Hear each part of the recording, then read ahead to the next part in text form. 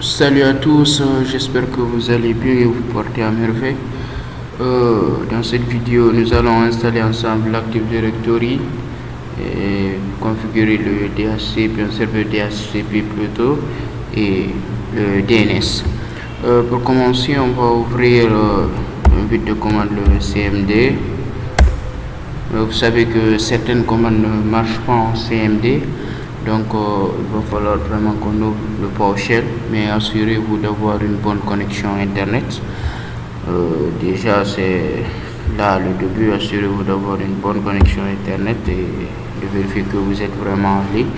Bon, pour vérifier, vous pouvez essayer de pinguer Google, voir si ça va marcher, soit avec l'adresse IP de Google 8.8, voir si ça va marcher. Vous voyez, pour moi il y a des réponses, donc je peux faire le CTRL-C bloqué. Donc je vais démarrer mon PowerShell, start PowerShell. Quand vous tapez sur ça va marcher. Et donc dès qu'il va démarrer le PowerShell, pour moi on va travailler en PowerShell, c'est mieux. On va attendre que le PowerShell démarre très bien. On voit que c'est bon. Maintenant on va commencer par l'Active Directory, la DDS, bien sûr. Donc n'oubliez surtout pas, si vous voulez installer quelque chose sur Windows Server en utilisant les commandes PowerShell, pour installer on peut toujours utiliser et ou commencer par install. Pour un début vous pouvez tabuler, ça va marcher. Quand vous tabulez sur moi, ça marche. Bon, ça ralentit un peu, j'ai un petit souci là, c'est pourquoi il y a ce petit bug. Mais vous voyez, quand j'ai tabulé, il a directement mis le tiret de 6. Et vous voulez installer quoi? Le ADDS, donc le nom de domaine. On va mettre Windows Server. Quand vous tabulez, vous voyez Windows Feature et espace, vous utilisez le tiret de 6, name, vous mettez le nom bien sûr, name, espace, vous mettez le nom de ce que vous voulez installer. Lui ici c'est l'ADDS, donc vous allez mettre AD, domaine name, le domaine name, domaine service. Service et on inclut les tools, include management tool, include management tools, et puis c'est bon, on engage, tape entrée et puis l'installation va commencer. Vous voyez que l'installation se fait de façon progressive, donc vous allez patienter que ça finisse d'installer et nous allons continuer. Mais il y a une connexion fiable, vous voyez, moi ça ralentit pas, donc j'ai une bonne connexion, c'est pourquoi c'est aussi rapide.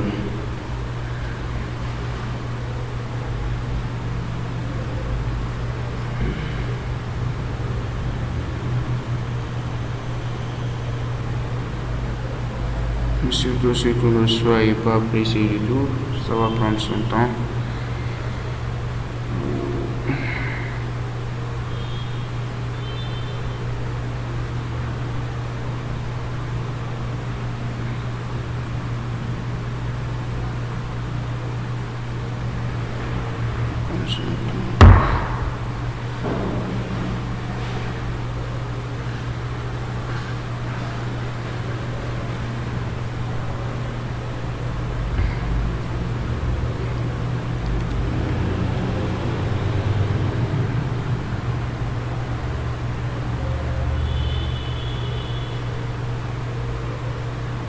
On voit que ça progresse au fur et à mesure, ça progresse, donc on patiente.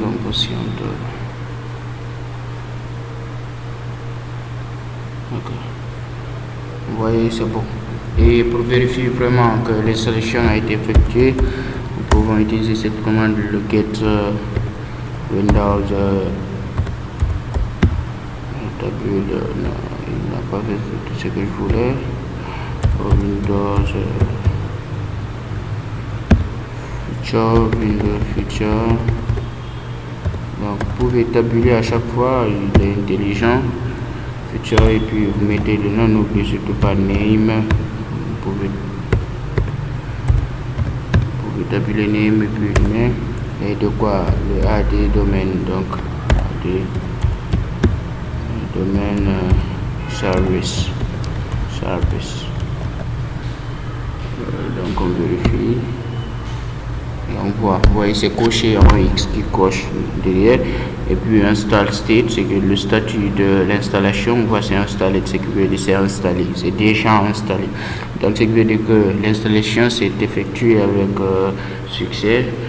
Nous allons continuer maintenant, on va ajouter une forêt bien sûr, parce que c'est avec cette forêt nous allons contrôler les groupes, les organisations et les utilisateurs.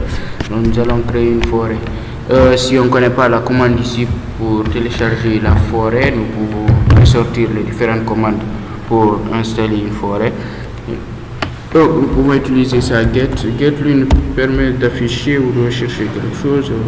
Donc on a get commande, qu'est-ce qu'on veut, c'est obtenir une commande en get commande, donc tabule, et puis quoi, on utilise astérisque, add, bon, non, pas ça, add forest, get command install forest. Donc voici. Bon, j'ai évité de tabuler et saisir ce que je fais. Voici la commande. On a la commande pour l'installation et la commande pour tester l'installation. Donc pour l'installer, il faut utiliser install at forest. Donc on peut rappeler la commande qu'on a utilisée pour installer l'ADDS. Et tout ce qu'on aura changé ici, c'est quoi? C'est ça, le nom du service. Ou bien aussi, nous pouvons directement utiliser ça, at forest, et puis ça marche. Donc on peut tout simplement utiliser install at forest et tape entrée. Ils vont nous demander de donner un nom de domaine. Donc le nom de domaine, moi, bon, je sais pas, moi, on va mettre quelque chose comme, je préfère mettre .com. Et vous aussi, vous aurez le choix et mettre un mot de passe. Au cas où si vous oubliez le mot de passe, donc il va nous permettre ici de réinitialiser le recovery en cas d'oubli du mot de passe de la base Active Directory. Donc je vais donner un mot de passe par défaut ici. Moi, c'est pour moi, je vais donner un mot de passe très simple. Bon, je vais donner un mot de passe très simple. Je vais garder le même mot de passe que le nom de domaine. Ou bien j'ai un peu compliqué.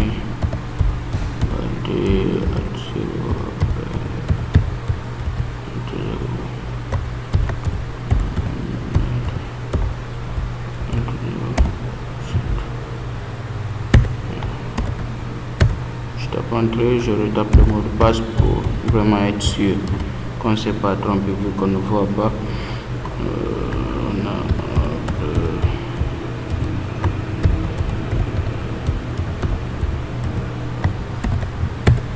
Vous voyez, c'est bon.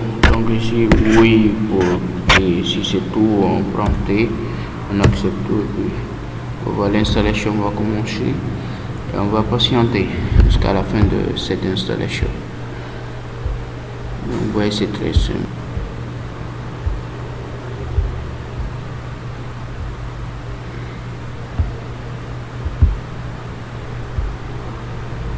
Vous voyez, ça continue bien sûr.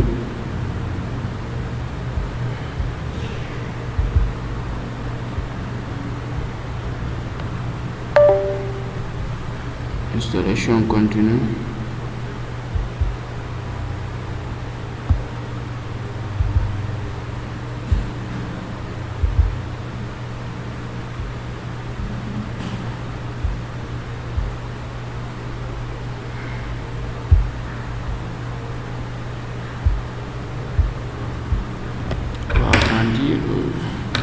Voir comment l'installation évolue.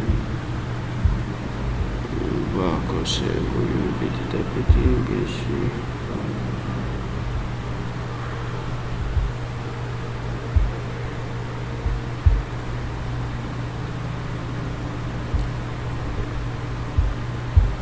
On va patienter.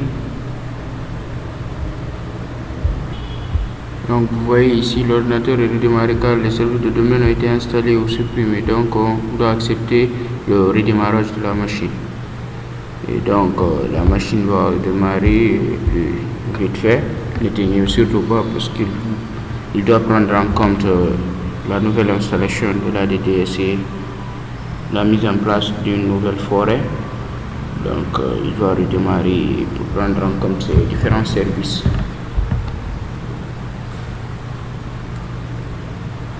Donc on va patienter.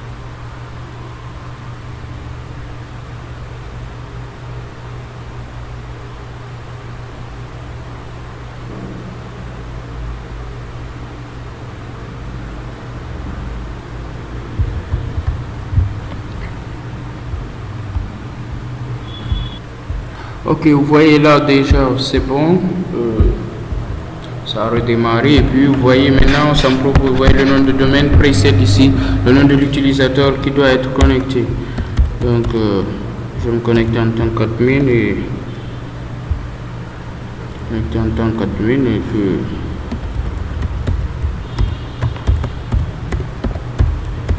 on va continuer avec la suite. Voilà. Là, vous allez voir, ça prendra un petit moment, petit moment.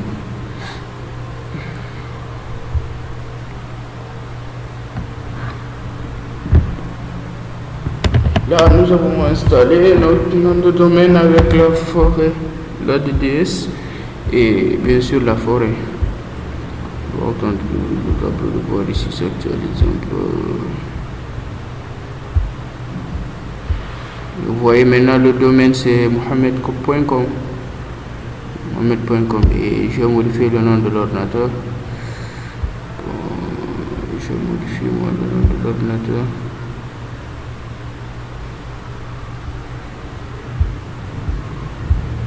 Je modifie le nom de l'ordinateur et mettre ici 25. Perfection.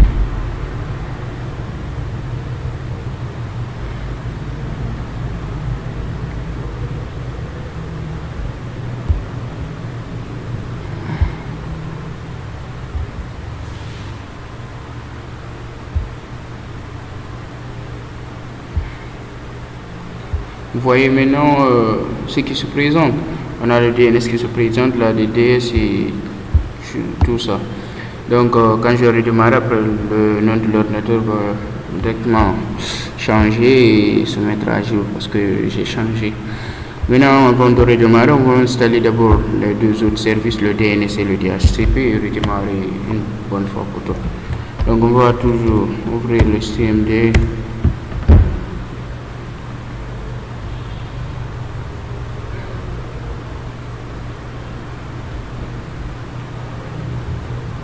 Ok,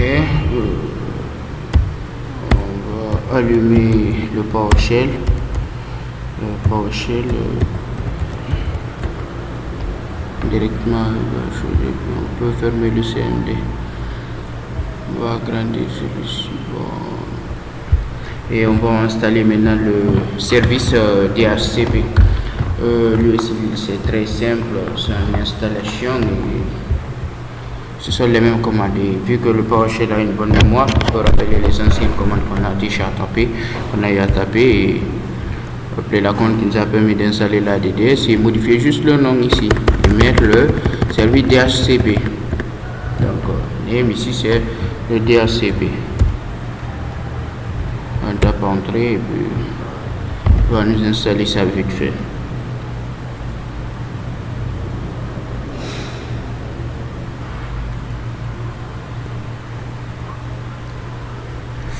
Vous voyez, ça progresse vite si vous avez une bonne connexion à internet.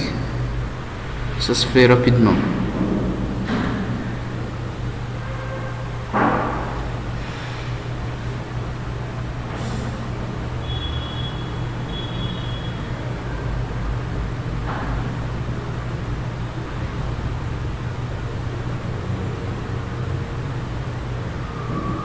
Ok, on voit que le DHCP, vous voyez, c'est bon. Mais avant de continuer sa configuration, vu qu'on utilise l'IPv4, on va désactiver l'IPv6. Mais bon, ça on va vérifier en utilisant la commande get metadata. Vous pouvez le voir. Vous voyez, c'est direct. Et puis data binding et directeur. Et puis on va voir les adaptateurs réseau qu'on a. Et en fonction de ça, on va connaître le nom de l'interface qui utilise l'IPv6. On voit ici l'IPv6, son nom ici c'est Ethernet 0 et son component ID c'est ms-8 TCP IP6. Donc on va le désactiver en utilisant la commande disable. Donc on peut mettre directement ici disable table. Bon, ce que nous c'est disable netadapter binding table binding. Le nom de l'interface c'est quoi? Interface alias.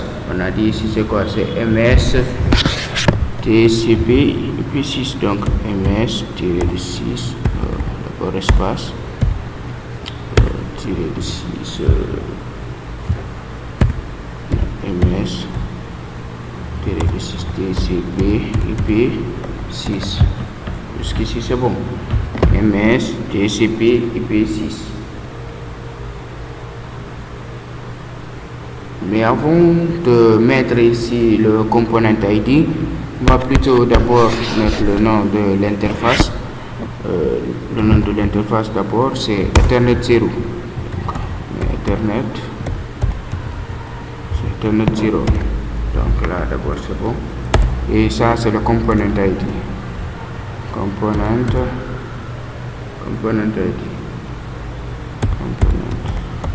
ID. Le regard jusqu'ici c'est bon. On tape entrée. On dit qu'il y a un problème. Pour aucun option setting de la fonctionnalité trouver la requête. Donc il y a un problème de commande. On va vérifier, voir qu'est-ce qui n'a pas marché, qu'est-ce qui a été mal fait. Il y a eu quelque chose qui a été mal fait et on va voir c'est quoi. Oh, je vois. Le problème c'est là. Ici c'est un tiré de 8 au lieu du tiré de 6. Et vous voyez, ça a marché. Maintenant, on peut vérifier, voir son statut si c'est toujours true. Ou si on rappelle la commande get netlamp binding. Et on voit ici au niveau du MSTCP IP6, on voit que c'est false. Donc enable si c'est allumé, ou donc on voit ici false, ce qui veut dire que c'est pas allumé, c'est désactivé. Si c'est activé ou pas, enable si c'est activé, et disable désactivé. Donc ici on voit que c'est false, ce qui veut dire enable c'est faux, c'est pas allumé. Donc c'est pas activé, par conséquent c'est disable, donc désactivé. On va installer le service DNS et après on va revenir configurer le serveur DHCP et continuer. Donc pour installer le DNS, c'est très simple. On fait le ADD, l'ajout de DNS serveur, DNS. Bon, je sais pas, client d'abord, c'est le serveur qu'on veut. DNS serveur primaire, on va créer la zone primaire, zone, et moi ici mon adresse, donc mon network ID, mon adresse c'est le 192.168.30 pour mettre un espace 168.30.0, c'est mon adresse réseau, donc /24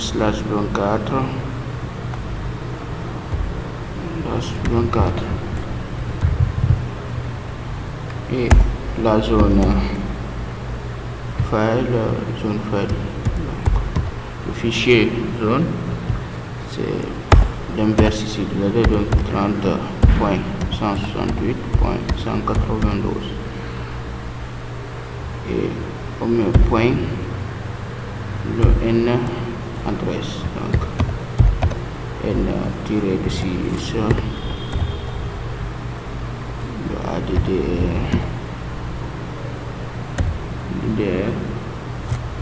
point alpha point DNS.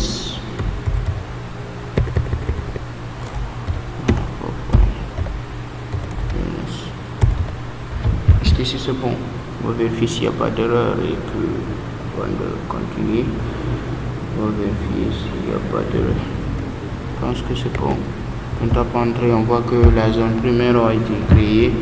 Donc on peut poursuivre avec le serveur de ressources record, donc le fichier ressources record. Donc on peut rappeler cette commande là comme c'est ressources record. Donc on va faire aussi DNS serveur resource, on voit que c'est bon. Donc c'est et puis le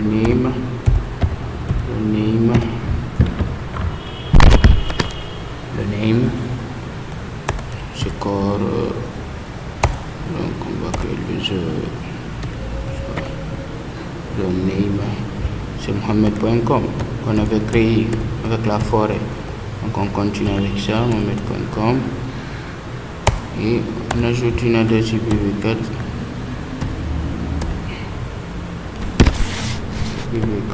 adresse, donc c'est le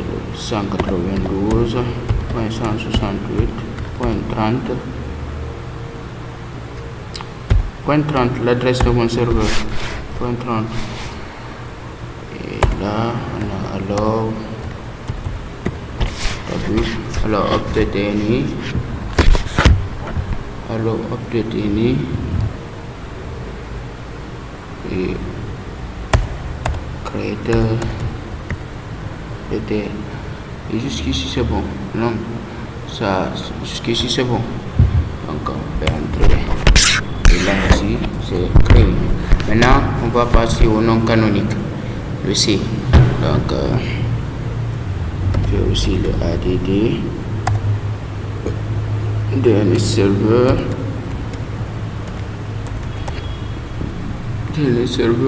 resource,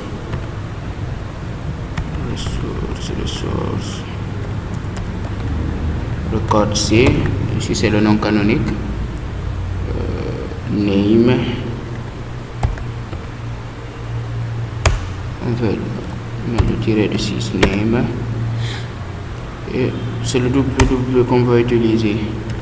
Donc www, on a hostname alias. Le corps, on remplace le corps par le www. Donc, on a le corps point Mohamed.com. Ici je pense que c'est bon. Mohamed.com. Et là nous avons ça, le fichier zone name, Mohamed.com toujours. Mohamed.com. Et là c'est bon, on doit entrer. Nous avons fini avec le DNS. Pour vérifier, on peut utiliser le NSLookup. Pour vérifier NSLookup, le 3 fois, pour voir ce qu'il va afficher. Et on voit le nom corps.mohamed.com, donc adresse 192.168.30.30, et l'alias c'est www.mohamed.com. Donc là, le DNS c'est bon. On va passer à la configuration du DHCP. Et là aussi, on va pas tarder maintenant vu que tous les services sont déjà installés. Il suffit juste de configurer. Donc, on va passer à la configuration DHCP. DHCP serveur. Security group d'abord. Serveur. Security group. Donc, là, on active le protocole de sécurité. Et là, c'est bon. Et on va redémarrer le service avec la tabulation. C'est fatigant parfois. Start service DHCP serveur.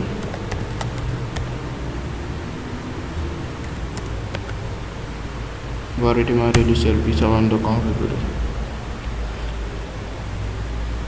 pour qu'il prenne en compte ce qu'on vient de mettre en place, la sécurité. Et donc nous allons passer maintenant à la configuration du serveur DHCP. Donc on fait la DHCP serveur INDC, email adresse 192.168.30, l'adresse IP de notre serveur, de notre machine Windows Server.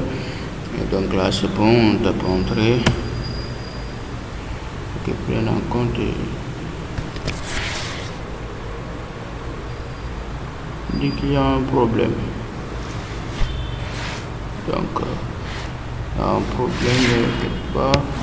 On va vérifier le problème, voir c'est quoi le problème exactement. C'est quoi le problème exactement? Le ADD DHCP serveur INDC, c'est bon, 192.168.30.30. On va taper voir, on dit qu'il y a un problème. On va continuer. On voit que la commande c'est bon. Il suffisait juste de redémarrer la machine qu'on avait changé le nom de la machine et tout. Donc j'ai redémarré la machine et c'est bon. On va continuer maintenant avec l'étendue de notre serveur, jusqu'il peut attribuer des adresses et tout. Donc on va aller avec l'ADD, bien sûr l'ADD, DHCP serveur. DHCP serveur, maintenant V4, vu que c'est des adresses IPv4, V4 scope, on tabule, il fait ça, name, c'est bon, le scope 1, scope 1, nous avons start range, intervalle de démarrage 192, d'attribution d'adresse 168.30. Bon, moi je vais choisir 40 jusqu'à end range. On a end range. Merde. Oh, je dois reprendre tout. C'est facile. ADD. DHCP serveur.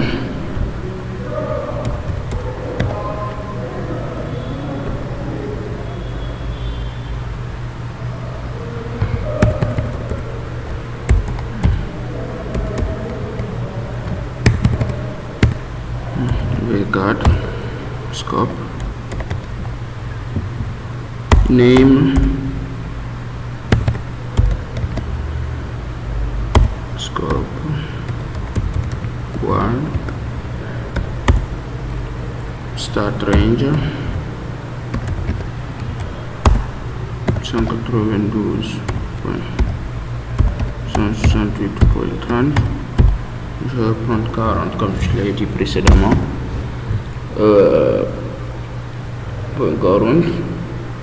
Bon, end range, je vais donner, voilà, vous attribuez selon votre choix. Donc end range, je vais donner 192.168.30. Je sais pas, 60, ou je vais prendre 100. Un intervalle de 60 adresses, ce sera largement suffisant. Point 100. On va donner le masque, subnet mask, c'est 255.255.255.0. Jusque-là, on est d'accord. On tape entrer et c'est bon.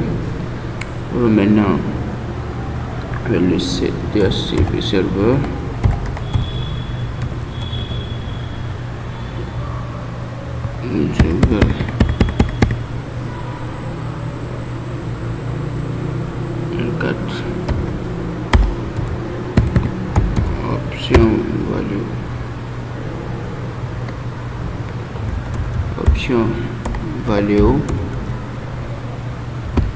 option value, bon, DNS, il y a au nom du domaine, DNS domaine,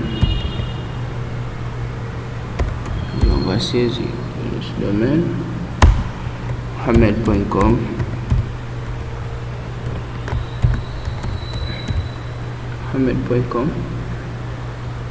et DNS serveur,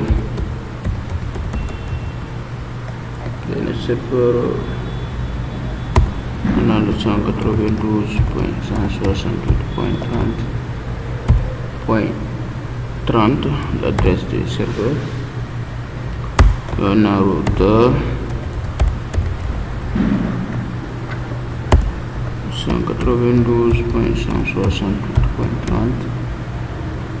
Point 1, c'est la passerelle par défaut. On te prendrait un problème avec la commande. Je pense que j'ai sûrement sauté quelque chose. Et c'est bon. On voit que tout est bon. Ça a été validé avec succès. Et si vous avez aimé ce tuto, n'oubliez pas de liker, d'activer la cloche de notification et vous abonner et ne rien rater sur les prochaines vidéos. Merci.